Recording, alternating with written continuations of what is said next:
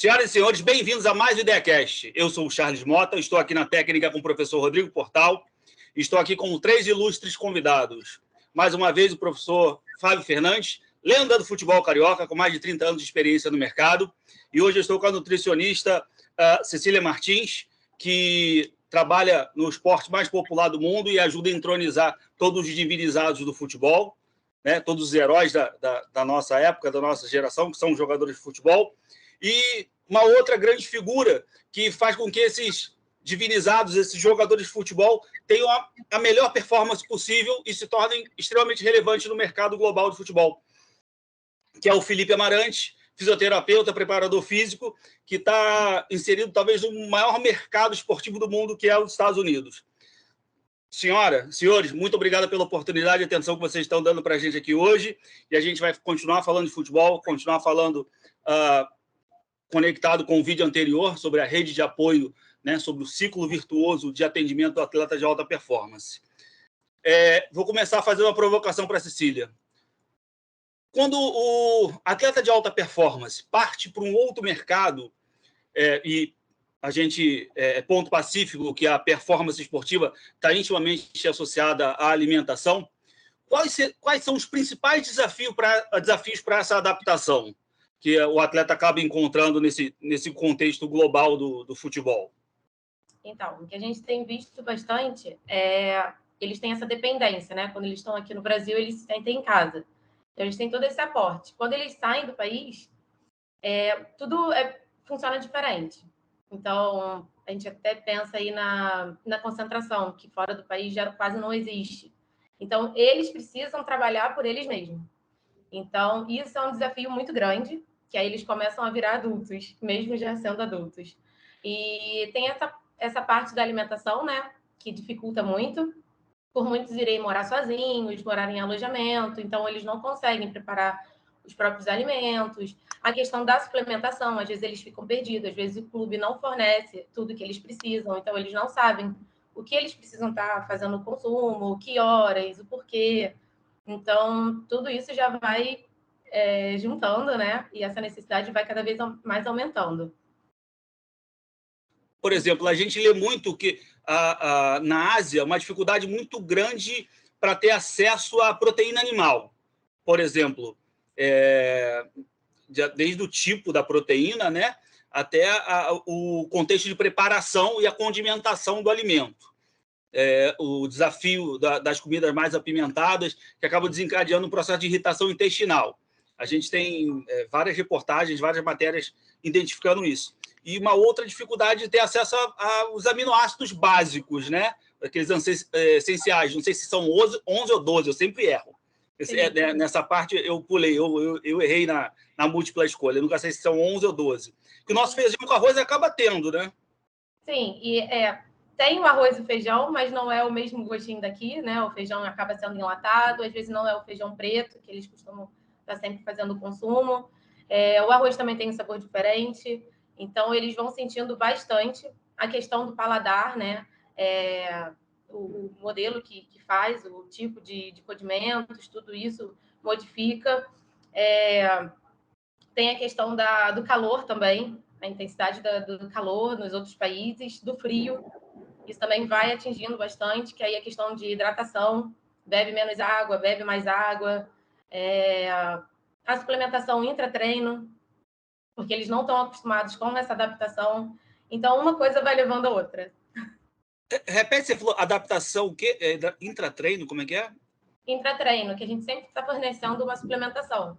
E aí, quando requer uma temperatura bem mais alta, a gente tem que fazer essa suplementação até maior. E aí a gente tem que ver a perda hídrica do atleta, a gente tem que estar sempre pesando, porque tem atleta que já sua bastante, né? Tem uma sudorese bastante aqui, excessiva. E aí, quando vai para esses países que são bem mais quentes, eles demoram a se adaptar. E aí piora essa desidratação. E aí, se eles não estiverem fazendo essa hidratação adequada, vai caindo o rendimento, vai prejudicando o atleta. Ou seja, é uma relação que afeta diretamente a performance dentro de campo. Com certeza. Eu achei interessante você colocar que nem todo clube disponibiliza suplemento. Para mim, isso era comum. Na verdade, eles fornecem, mas assim, o básico, né? Nem todos vão, eles vão fazer o básico, dão uma proteína, dão um carboidrato, mas O atendimento especializado então não acontece. não acontece, é muito difícil. Ô, Charles, pegando até um gancho aí nisso que você está falando, né? Eu já tive a oportunidade de trabalhar com a Cecília, que é uma excelente profissional, e é engraçado que aqui a gente vira meio que babá dos atletas, né? A gente tem que ficar, come isso, come aquilo, ou então não come isso, não come aquilo, hidrata, toma Gatorade, usa o suplemento, pós-treino, pré-treino. E a impressão que me passa é que no exterior, eles não têm essa visão, eles não tratam o atleta como babá, eles deixam que o atleta tem as responsabilidades dele e na cabeça deles o cara tem que estar consciente daquilo. Com os atletas que você já tem contato e trabalha, que estão lá fora, é isso mesmo que acontece, né, Cecília? Eles têm que criar esse entendimento, né? Sim. Porque senão ele vai deixar ele não vai ter mais aquela pessoa, ele vai deixar de fazer as coisas que ele estava acostumado a fazer aqui e vai ter problema em relação a isso. Exatamente. E aí, por não ter os mesmos alimentos daqui, fica sem saber o que come. Aí acha que está comendo bem, mas realmente não está, né? Está só comendo, não está se alimentando. Dá um exemplo, você consegue lembrar de algum exemplo prático, concreto? Não precisa revelar o nome do atleta. Precisa revelar o nome do atleta, tá? Dá um exemplo. Você acha que só comendo um arroz, um feijão e uma proteína já está suficiente. E não é.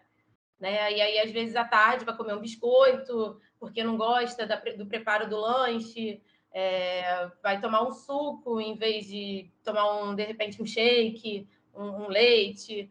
Então, né? São vários tipos de alimento que eles saem comendo aí só para se alimentar, só para suprir essa fome.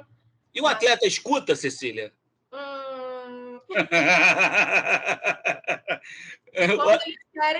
Quando eles querem, sim. Na verdade, eles vão acreditando no nosso trabalho. Quando eles vão vendo que o que a gente fala dá certo, eles compram a nossa ideia, eles respeitam, eles fazem e depois eles vão dando feedback. Caraca, melhorei muito. Nossa, tô sentindo muita diferença. Nossa, tô ficando forte. Nossa, não tô mais cansando. E realmente o feedback é muito bom e é só positivo. É muito difícil o atleta falar, cansei. Ele sabe que vai prejudicar ele se ele parar com essa rotina. Fazer uma provocação para o Felipe agora. Felipe, por que o fisioterapeuta brasileiro é tão respeitado no mercado internacional? E por que essas figuras acabam se tornando quase que o pilar do desenrolar da carreira da figura do atleta, tendo em vista que o atleta de alta performance vai ser exigido constantemente, né? Então o corpo humano necessita de atenção e a fisioterapia brasileira acaba sendo objeto de atenção em todos os mercados. Por que o fisioterapeuta brasileiro se adapta tão bem a esse contexto de atendimento? Então, Charles aí, boa noite, Charles, boa noite, Fabinho, boa noite, Cecília. Existe uma carência muito grande do atleta brasileiro, porque quando ele se depara com o mundo exterior, e isso a gente pode dizer, eu posso dizer com propriedade de clubes de grande nome no mercado internacional, mundial, eles se deparam com um estilo de treinamento bem diferente do que é do Brasil. Eles se deparam com formas e conduções e logísticas até bastante diferentes do que a gente convive aí no Brasil. E além da necessidade deles sentirem que eles precisam de mais treino, porque realmente aí no Brasil tem uma diferença muito grande dos tipos de formas de treinamento que a gente conduz aí no clube, seleções brasileiras, enfim, todos esses aspectos aí que a gente convive. E assim, a necessidade que eles têm é porque realmente no exterior, o Charles, o clube, como foi falado aí pelo Fabinho, pela Cecília, o clube, ele realmente deixa o atleta mais, digamos assim, mais solto, né? Eles deixam o atleta se criar mais, que tem um lado bom, onde eles recrutam bastante responsabilidade para si próprio, porém, na maioria das vezes, como eles vêm muito novos, eles meio que não conseguem ter abraçar todos os pilares que formam um atleta de alta performance. Então, eles começam a ter alguns problemas físicos, diminuição de potência, diminuição de força, falta de vontade de comer, porque aqui, por exemplo, vou dar um exemplo aqui pelos Estados Unidos, alguns países da Europa, você não tem concentração, você não treina 2 períodos, você tem 2 a 3 folgas na semana. Então, assim, isso faz com que o atleta continue tendo uma vida de atleta, óbvio, porém uma vida mais próximo até da nossa, né? De ser humano normal, digamos assim. Então, isso aumenta bastante o risco de lesão dele, aumenta bastante, na verdade, diminui bastante o que ele pode produzir dentro do campo. Então, assim, eu não vejo simplesmente assim, nós somos os melhores. Não, nós fazemos diferente dentro do contexto que é a nossa profissão, sabe? Então, assim, tanto na minha profissão, como fisioterapeuta e educador físico, como na parte nutricional, como na parte de logística, enfim, todo esse quesito é muito diferente do Brasil. Então, eu criei para mim que eu não gosto de falar que é ruim, certo? É diferente. É claro que o nosso futebol do Brasil e nós profissionais, nós sim somos exemplos para grande parte aí do mundo, porque realmente o nosso nome é trabalho. A gente trabalha muito perto do que eles trabalham aqui nos Estados Unidos, perto até do que muitos acreditam que não, mas que trabalham na Europa. Eu tenho exemplo disso, porque eu tenho atletas na Europa com que eu trabalho e eu já fui lá vivenciar isso. Então, assim, é uma carência muito grande, é uma necessidade muito grande, é um diferencial muito grande para eles, porque realmente a logística do clube, volto a dizer, os treinamentos do clube são muito diferentes do Brasil. Então, se os atletas que estão no exterior não tiverem um complemento, não vou dizer que não consegue, mas o degrau fica bem mais difícil de subir para ele conseguir almejar aí o topo, né? E clubes de maior expressão. Fazer a provocação para o Fábio agora, que está aqui desde que o futebol começou, desde sempre. Fabinho, o Cristiano Ronaldo impactou no comportamento desses novos atletas, nessa cultura de transição de jogador para atleta? Com certeza. Ele é um grande exemplo porque é um atleta que foi eleito o melhor do mundo diversas vezes. Ele mesmo trabalhando num clube como o Real Madrid, né, que foi onde ele teve a maior projeção, que oferece com certeza uma estrutura excelente. Ele fez na casa dele, ele montou academia, ele montou piscina, ele tinha câmera hiperbárica para recuperação, para trabalho regenerativo, né, cuidado com a alimentação. Ele realmente colocou que para ele chegar onde ele chegou, ele tinha que ser um atleta 100% na acepção da palavra e se preocupou com isso. E cada vez mais hoje você vê exemplos de atletas que mesmo trabalhando em clubes bem estruturados, que oferecem boas condições de trabalho, o cara monta na sua casa uma estrutura para poder fazer a complementação. Isso aí, hoje em dia, é cada vez mais visto, e se o cara quiser realmente alcançar um alto nível dentro do futebol, não só no mercado nacional, mas no mercado do exterior também, se não caminhar para isso aí, ele com certeza vai ficar para trás em relação aos demais. Pode falar, por favor, fique à vontade. Assim, rapidinho, só fazendo um engajamento aí. Essa necessidade, eu digo hoje também que não é só pelo fato do atleta sair do país, não. Mesmo ele estando dentro do país, essa necessidade continua. Não que os clubes não consigam dar um suporte para o atleta, não é isso. Mas a gente sabe que, se tratando de uma base ou de um elenco profissional, a gente tem uma demanda muito grande de atletas, aonde mesmo tendo uma equipe profissional de atletas, né, uma equipe de profissionais por trás desses atletas de grande capacidade curricular, você não consegue atender todos os atletas da forma individual que cada um merecia ser atendido, né? Pela demanda que o clube tem. Então, assim, isso no aspecto nacional e internacional muito mais, né? Pelo fato de todos esses critérios aí de adaptação, de clima, de cultura, alimentação, fatores externos, isso tudo. Mas dentro do nosso contexto aí no Brasil, é bastante também hoje importante, porque a gente sabe aí muito bem que o futebol cada vez mais se tornou uma disputa muito de condicionamento físico. Então, quanto mais o atleta hoje tiver buscar essa melhora da alta performance, seja onde ele estiver, ele com certeza vai ter uma resposta melhor aí dentro do campo, né? Então, só para fazer esse engajamento aí, que sendo dentro do país dele, de origem, no caso o Brasil, e fora, a necessidade é a mesma. Perfeito, isso aí mesmo. Fazer a provocação para quem quiser responder, tá? Então, talvez seja a tendência o atendimento especializado, porque, por exemplo, o preparador físico do clube, o fisioterapeuta do clube, o nutricionista do clube, vai atender de maneira mais genérica. E o atendimento especializado vai dedicar atenção e foco àquelas demandas e aqueles desafios apresentados no dia a dia do cara. Então, isso vai acabar trazendo um reflexo na vida cotidiana de atleta dele e reflexo a médio, longo, curto prazo, tá? E isso parece estar se desenrolando com um processo de ser ponto pacífico no ambiente de alta performance. É isso, mais ou menos? Se é que eu entendi alguma coisa? Porque eu não sou um bom aluno. Se é que eu entendi alguma coisa?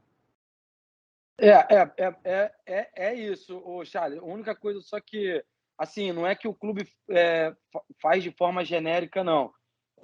Já há um bom tempo que não faz mais de forma genérica, porque dentro da própria pré-temporada você consegue mensurar alguns dados dos atletas e criar alguns protocolos individuais, certo? Mas isso, aí sim, de uma forma genérica, eles têm que fazer com que todo o grupo ande numa mesma estrada, porque você não consegue todo treinamento treinar especificamente a especificidade do Cristiano Ronaldo. Ele é bom no sprint. O Casemiro, ele é bom na potência, no salto.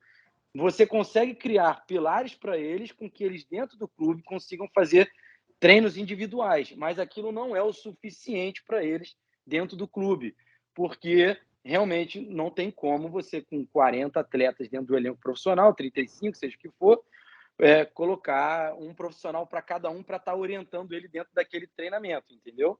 Mas sim, então assim, de uma forma genérica, porém eles têm que individualizar, porque cada um tem a sua especificidade dentro do campo, entendeu? Mas realmente virou uma rotina para o atleta, porque o clube não consegue fazer com que cada atleta tenha seu treinamento individual do tempo que ele tem que ter, entendeu? Esse é o contexto. Eu vou acrescentar aqui também que, às vezes, pela rotatividade de profissionais no clube, ele não consegue fazer um trabalho contínuo, né? Então, ele tem uma afinidade com aquele profissional, ele se abre, ele confia, e ele daqui a pouco está trocando. Então, ele tem que voltar tudo de novo para aquele novo profissional estar sabendo como é que é a rotina dele e tudo mais. Quando ele está trabalhando com uma pessoa específica só, a pessoa já vai conhecendo ele, né? O profissional já vai conhecendo ele. Então, já sabe a demanda dele, como que ele funciona, pré-temporada, qual a necessidade dele em cada período. Então, isso facilita muito o trabalho. A comunicação, o trabalho de comunicação, você ganha tempo, dinheiro, performance. Sim.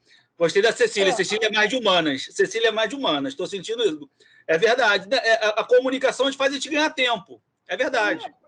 Charles, a verdade é que, tipo assim, se você falar de um âmbito profissional, do time profissional, por exemplo, uma fisioterapia num time profissional aí top, tu vai ter 6 macas para atender.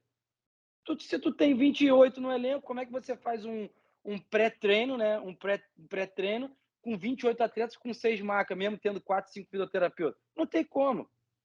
Como é que você faz um pós-treino com 6 macas, com 28 atletas, e todo tem a necessidade. Todos os atletas têm necessidade de fazer um pré e de fazer um pós. E aí eu volto a dizer, o clube cria esses protocolos, mas na maioria das vezes não conseguem se fazer porque não tem demanda profissional para isso. E aí o atleta sai prejudicado. Essa é a verdade.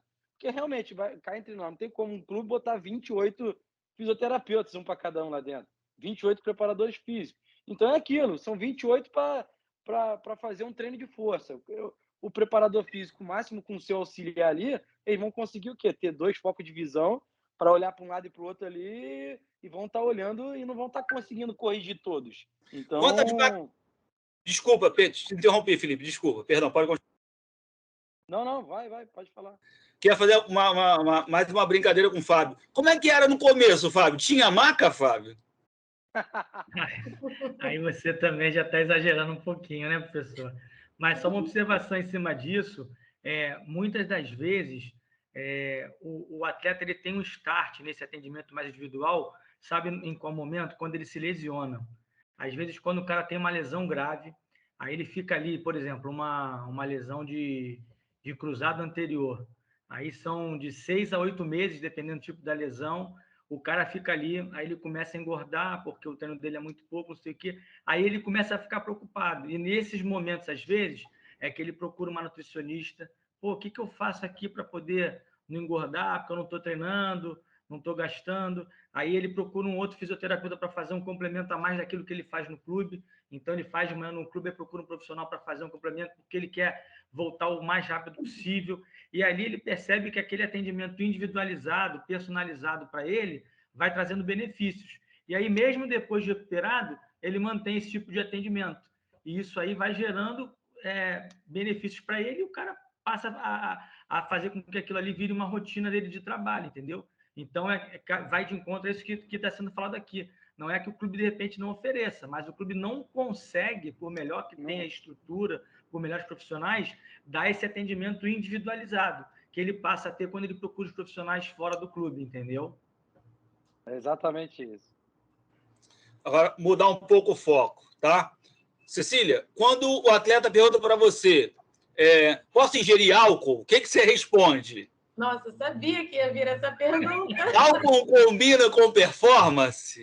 Não. Porque no caldo cultural a gente imagina o jogador de futebol fazem muito comercial de bebida alcoólica, de cerveja, né? Ou seja, imagem associada ao consumo de cerveja.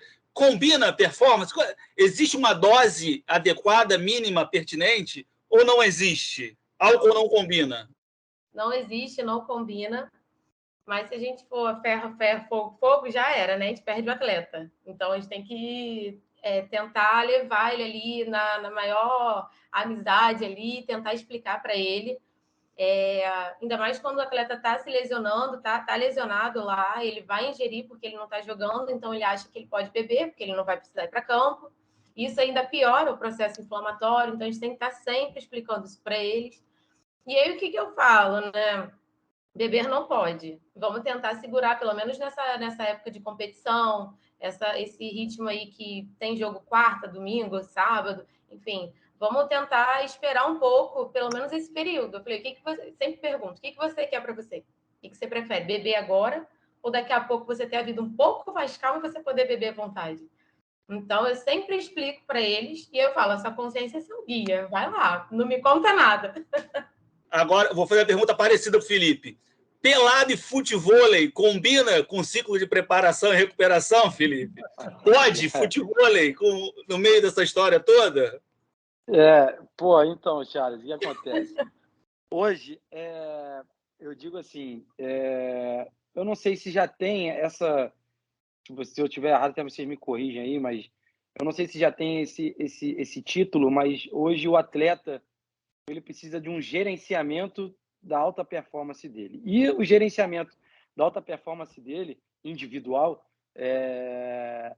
são alguns pilares, né? Que é a alimentação, a preparação, a prevenção, a questão social dele. Então, assim, e o lazer. Então, realmente, dentro de um contexto, a gente avalia qual vai ser a semana do atleta para a gente programar o que ele vai ter de treino no clube e o que ele vai ter de treino complementar. Então, assim, é meio que parecido com o álcool, né?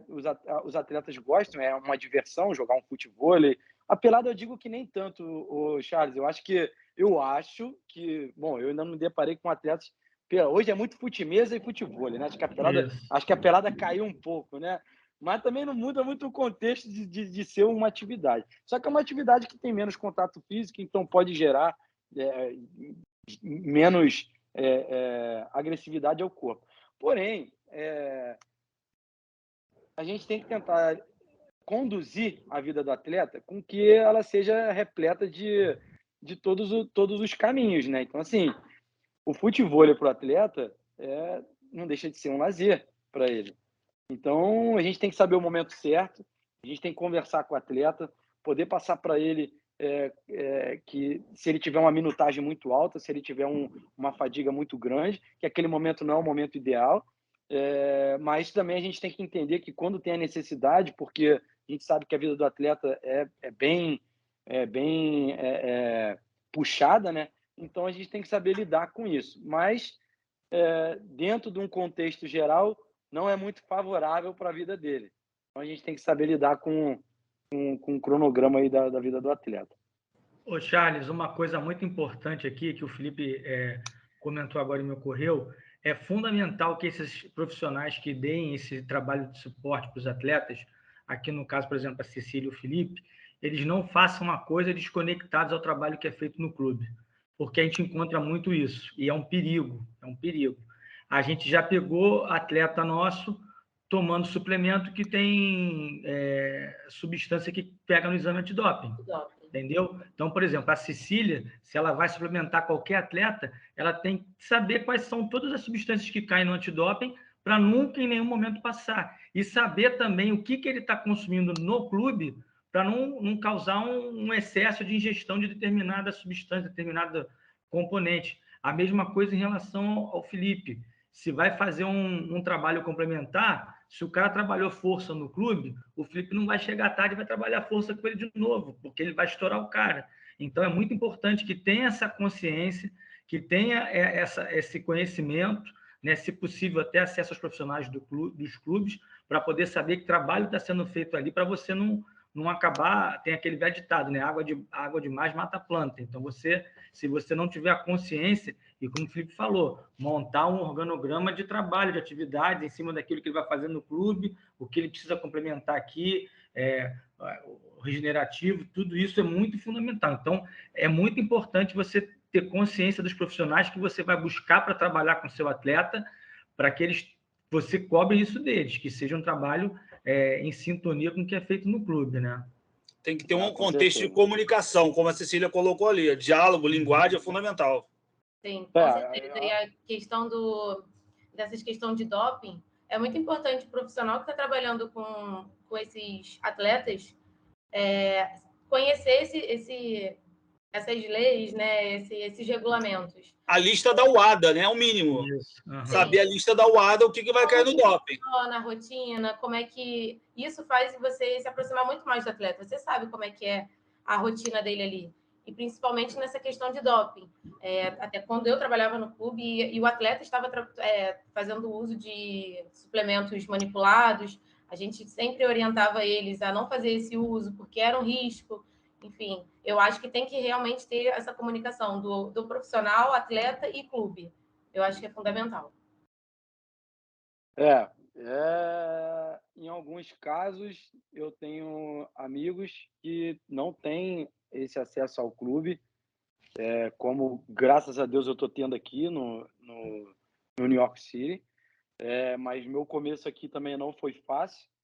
Eles não estenderam o tapete vermelho para eu entrar, mesmo eu sendo o brasileiro, que a gente sabe qual é o nosso currículo aí no Brasil, mas a gente mostra através de resultado. Quando a gente tem bons profissionais junto com a gente e a gente coloca o nosso trabalho em prática, aí, Charles, vem aquela tua primeira pergunta lá. Nosso diferencial é esse.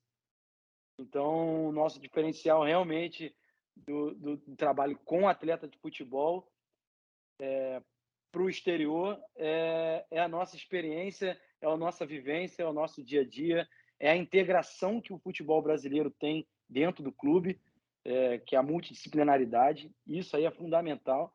Então, assim, mesmo que num aspecto seja difícil de você ter acesso ao clube, o feedback todo dia você tem do atleta. Então, você sendo um bom profissional, sendo capacitado, e fazendo tudo dentro do que você planeja, dificilmente você vai ter resultados negativos.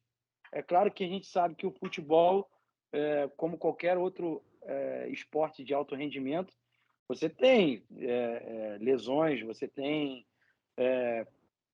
perdas hídricas em excesso, você tem diminuição de peso, você tem erros de logística, você tem vários tipos de condução que podem te levar ao negativismo, né? Porém, você tem que estar sempre atento e conversando com o seu atleta. E o acesso ao clube, por mais que tenha dificuldade, você mostrando e tendo resultado, eles vão chegar e vão fazer o que fizeram comigo. Ei, Felipe, vem aqui. Uma vez, vem aqui 2 vezes. Hoje eu participo semanalmente. Não é fácil acontecer isso, sei que não é. Tem amigos meus que trabalham na Alemanha e até hoje o clube nunca abriu uma porta para ele. Por quê? Porque até recentemente, um caso rápido aqui, não vou citar nomes, mas de um atleta bem conhecido, já no aspecto do futebol, teve uma lesão muito severa e ele tem um profissional que o acompanha. E aí o que o clube... Qual é a primeira coisa que o clube faz? A culpa é do complemento, não é a culpa do clube. Então, esse aspecto profissional de você ter embasamento científico, ter dados, ter experiência no mercado da bola. A gente está falando aqui de profissionais que estão aqui, que já trabalham há muitos anos na bola, com clubes de grande porte. Isso faz uma diferença. Uma diferença do que você pegar um nutricionista clínico, de você pegar um fisioterapeuta, um preparador físico de academia e trazer. Não que sejam profissionais ruins, mas não estão no mundo do futebol. Mesma coisa você pegar um administrador de empresa e querer botar ele como supervisor de futebol. O cara vai, primeira viagem lá, não vai saber nem o que tem que fazer. Então, tem que se ter profissionais que trabalham na área. Cada vez mais a especificidade profissional faz com que você tenha melhores resultados. Então, isso é de extrema importância saber que nós aqui estamos unidos, bem gabaritados e cada vez mais procurando se capacitar para oferecer o melhor para a vida daquele atleta aí que ele almeje e conquiste seus objetivos. Fazer uma pergunta para vocês aqui. Responde na ordem que vocês quiserem. Se a Cecília de hoje ou o Felipe de hoje fosse dar um conselho para a Cecília e para o Felipe lá do começo da carreira, que disciplina, que leitura, o que vocês aconselhariam a Cecília lá de trás e o Felipe lá de trás a lerem, a estudarem? A que disciplina na faculdade foi o ponto de virada de vocês?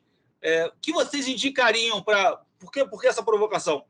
O que vocês indicariam para os jovens que estão entrando no mercado do futebol hoje, já com esse background que vocês têm agora? Né?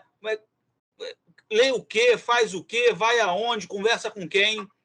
Porque vocês deixaram o campinho mais gramadinho, vocês pegaram mais seco. Né? Então, essa mesma provocação faço para o Fábio. O que vocês indicam para esse jovem que está entrando agora?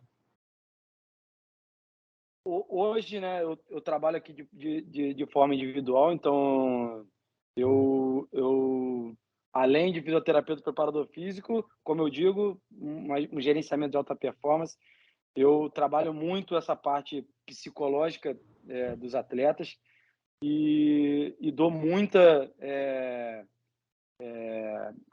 passo muito minha vivência, o que eu vivi, para poder chegar hoje aonde eu cheguei e para ainda poder alcançar mais o que eu quero. Então, assim, o que eu aconselho a essas pessoas que querem e se determinam a chegar no mundo profissional e se tornar um atleta de futebol, eu aconselho bastante eles a ouvir os profissionais que estão sempre ao redor deles, a ter um entendimento. Não foi aqui não, hein? Passou um motoqueiro aí, passou o entregador. Chegou o iFood em algum lugar. Foi aqui na minha rua, rapaz. Olha. A ter um entendimento de que, por mais que hoje se tornou uma vida longa, mas ainda continua sendo uma profissão curta. Então, para com que eles aprendam a lidar com todos os aspectos que apareçam para eles e tá sempre dentro de um contexto cultural. Acho que o que falta hoje para alguns atletas é absorver alguns aspectos de cultura geral, cultura social, e porque isso realmente para eles conseguem ter uma vida menos assim, digamos, doutrinada apenas só falar de futebol, só treinar, só ir para o clube. Quando vai falar de uma outra situação, não entende o que você está falando. Ah, não, fulano resolve, ciclano resolve. Então, assim, o que eu oriento, o que eu aconselho é para que escutem os profissionais que estão ao redor, escutem as pessoas que já passaram por algum momento, absorvam e coloquem em prática, porque a gente sabe que é passageiro, é rápido, alguns momentos não voltam atrás. Então, eu aconselho só a seguir os conselhos profissionais e das pessoas que querem o bem deles. No caso da Cecília, tem um ponto ainda muito mais forte, né? Que é a variável dela ser mulher. O que ela diria, então, para a jovem nutricionista que está entrando num ambiente tão masculinizado, né? Que é um outro desafio, que deve ser uma outra missão muito mais forte de transpassar, digamos assim. É muito difícil para entrar e para se manter, né? Às vezes as portas não se abrem só por você ser mulher e porque é um mundo realmente muito machista, então você tem que aprender a lidar com aquilo dali. Você tem que amar o que você está fazendo, né? Porque gracinha você vai ouvir, mas você tem que se impor. Você está ali para trabalhar, então você tem que deixar isso bem claro a todo momento. E você vai pegando a confiança dos atletas, os atletas vão confiando em você, os outros profissionais também, e vão vendo, vão entendendo que você está ali realmente para trabalhar e vão confiando no seu trabalho, você vai conseguindo se impor ali na sua profissão, você consegue evoluir.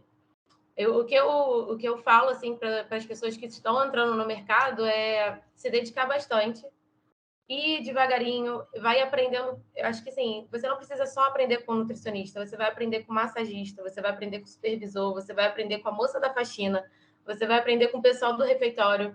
Então, assim, é você tentar ouvir todo mundo. Que isso foi o que eu fiz e eu faria isso tudo de novo lá atrás.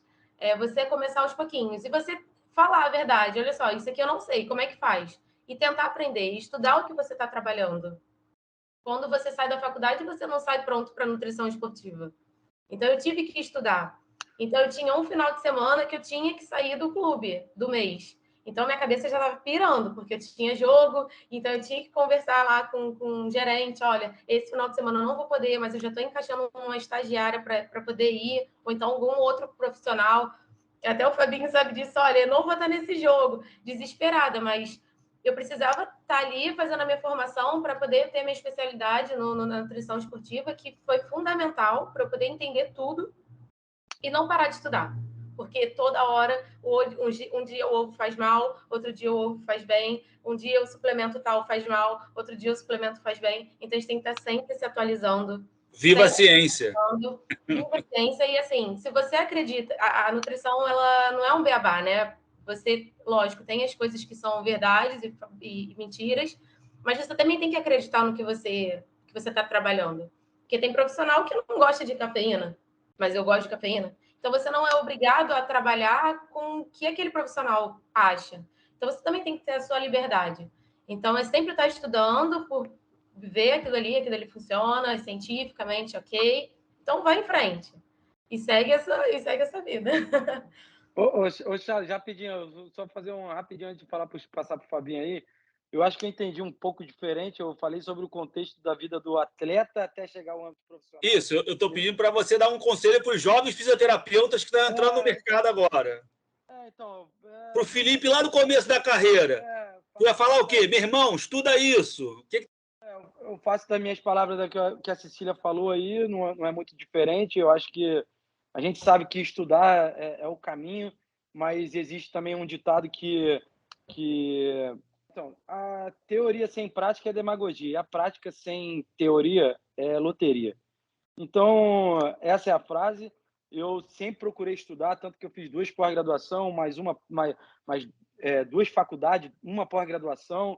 Então, eu procurei um foco aonde eu queria trabalhar, ali eu me determinei, continuei estudando e até hoje eu estudo. E é isso, escutar também as pessoas que estão ao seu redor. Cada vez que você possa aprender uma função diferente dentro da sua empresa, de onde você está trabalhando, é melhor para você ajudar o roupeiro, ajudar o massagista, ajudar o supervisor, ajudar o médico, ajudar o nutricionista, ajudar seja quem for. Então, eu acho que é isso, é continuar estudando, estudar e criar sua linha de raciocínio. Perfeito. Eu confesso a vocês que se pudesse voltar lá atrás, eu estudaria um pouquinho mais do que eu fiz. Eu fiz alguns cursos, mas eu hoje sinto uma necessidade de ter feito mais cursos de especialização, de pós-graduação. Isso aí foi uma coisa que eu acabei não fazendo. Eu fui muito para a parte prática, né? Trabalhei muito. Agora eu consegui sobreviver isso aí porque eu sempre fui muito aberto a ouvir. A Cecília também comentou isso, eu sempre gostei muito de ouvir, eu gostava muito de conversar com as pessoas que já tinham mais experiência, porque ali você vai ouvindo as vivências, você vai aprendendo muita coisa dessa forma. É uma coisa que você não... Isso aí não tem em sala de aula, não tem livro. E, quer dizer, livros você hoje em dia até tem, né? Você já tem muita literatura de profissionais competentes e vitoriosos que transmitem ali, né, as formas de pensar, de trabalhar e tudo. Você consegue. Mas lá atrás a gente não tinha tanto essa literatura. A literatura do esporte cresceu muito ao longo dos anos, então hoje você tem bastante coisa. Então eu faria. Agora, é muito importante você estudar, você está sempre atualizado na sua área. Agora, você ouvir as pessoas, né? Todas, como a Cecília falou, de todas as áreas, independente de... Que às vezes a pessoa mais simplória ali, que de repente tem só o primário, vai te dar uma lição de vida que você não vai esquecer nunca mais. Isso aí é fundamental. E os atletas, né, Fábio? A gente aprende muito com eles. Muito. E são gerações e gerações, né? Porque vai mudando muita característica, né? Vai mudando. Muda tudo, muda a rotina, então você vai Exatamente. entendendo para você trabalhar com um atleta que geralmente em casa só tem arroz e feijão, e aí? Então é muito bom estar sempre ouvindo o que eles têm para falar. Você também está aderindo ali com, então, o que eu posso fazer com esse? O que eu posso fazer com ele? Quando chegar até a mim, o que eu posso falar? Então é muito importante a gente ter essa conversa, ouvir. É muito bom. A gente aprende muito. Então, em cima dessa situação, eu vou fazer umas indicações de leitura. Aqui agora, que é o momento de indicação de leitura. O livro do Rodrigo Capello. É um exercício histórico, antropológico e de cortes e marcas do futebol. Muito interessante. E muito interessante também que eu acabei percebendo que a gente comete os mesmos erros de 30 em 30 anos no futebol. Parece que são novos, mas são todos eles muito parecidos, só mudam os atores, os personagens. Mas tem muita coisa interessante e relevante que a gente pode aprender com essas marcas históricas. Ele fez um trabalho muito bom, me surpreendeu muito positivamente. Isso aqui é o futebol como ele é, né? Que faz referência também ao Nelson Rodrigues, a vida como ela é e tal. Ele explica aqui no começo. Um livro muito bom, foi uma surpresa muito positiva. Um outro que é uma aula de geopolítica para o indivíduo que está saindo do Brasil para trabalhar com esporte em outros locais é o Traves de Bambu, do Simmons, que é o começo do processo de construção do futebol na China, num local que você tinha que explicar que o campo era retangular com 2 traves, né? O que para a gente é comum, todo mundo entende e sabe o que é. Lá tinha que explicar até o formato do campo. E é muito interessante. É uma leitura que acrescenta muito para o profissional que vai trabalhar em outro mercado, em outro local. Traves de bambu. Leitura muito boa. Comprei no sebo, R$5, mas provavelmente tem nessas principais plataformas de venda, vale muito a pena a leitura. Então, vamos nos aproximando aqui para o final, né?